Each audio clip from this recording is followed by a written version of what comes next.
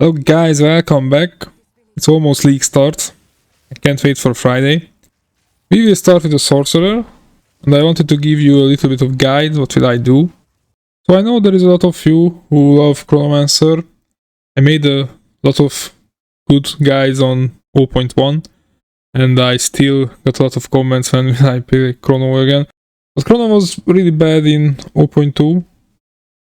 I actually tried a bunch of stuff, like the new Unleash Ascendancy, but it was garbage. So I just gave up on her, but now I will choose Chronomancer, and I will start with Chronomancer, because I think there is a lot of overlooked stuff in the patch notes. For example, this one. In 0.2, we had ridiculous mana cost. I could reach 1200 mana cost in one cast. It was awful. And with this, especially in the second line, lower mana cost, sometimes dramatically lower at gem level higher than 20. I mean, they said dramatically. So I hope this means more than half. But this is a little bit of gamble, because if they screw this up, then I don't want to encourage you to start a sorcerer, because the mana bills will be bad again. But I have big hopes here.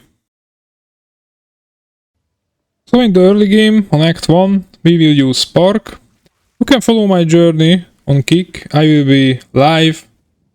I hope the servers will be alright, because this whole free weekend, I'm scared a little bit. But if everything alright, I will stream every day. You can follow the Chronomancer build. So we will use Spark and Frostbomb and Firewall. We have the new Elemental Infusion system. I think the progression will be pretty easy and smooth. And with the new Support Gem system, you can just put cost speed into everything. Few important stuff in Act 1. Try to get a boot with 10% movement speed as early as you can. Switch your potions. Stack up cold res for the end boss fight. And with the new trade system, try to list everything. Yellow items, socketables, there will be a very big volume in the trading at the beginning, in my opinion. So try to stack up on currencies, it's very important. After this, we will try out the Arc spell, because it got a rework. And I think with Orb of Storms it will be pretty OP, and if it is, we just switch to Arc, and we will progress with this on Act 2. Try to get your Ascendancy as soon as possible, and we will go for the new Inevitability spell. I think it can help a lot on the bosses. It depends on the portion, if you read it. If the portion is 0.05, then we don't go for it. Then we just go for the new Quicksand Hourglass. But I think the Inevitability will be cool. If you think about it, they gave us Unleash in the last patch and it was unusable. So what is the chance to make another spell that is unusable? I don't think so. I mean, I hope, but we will see. Now the 3 Elemental Weakness Curse is combined in one, which is pretty cool. And don't forget to use it, just have it in your skill bar, and when you fight a boss, just use it because it helps a lot. And in your second hand, have a staff with Sigil of Power. I know that early on the percentage plus spell damage is not that big, but it still gives you more damage, so use it. For spirit skills, you want to use Siphon Elements. This is a new one. It will make easier to pick up your Lighting Infusions from Orb of Storm and use the Arc. And on the beginning you can just use simple Frost Armor. The early spirit kills for Source is kinda meh, so it doesn't matter. And this is basically it for the early game, for the first 3 acts. I did a test run and it was pretty smooth. We lack a little bit of boss damage, but we don't have the new stuff, the new changes. We will have much more damage. This was my skill tree on the test run, but this will be different on Friday, because we know we have a lot of change on the skill tree. So join on my stream and we will talk about it. In the end game, my goal is to recreate the Lightning Warper build that I did in 0.2.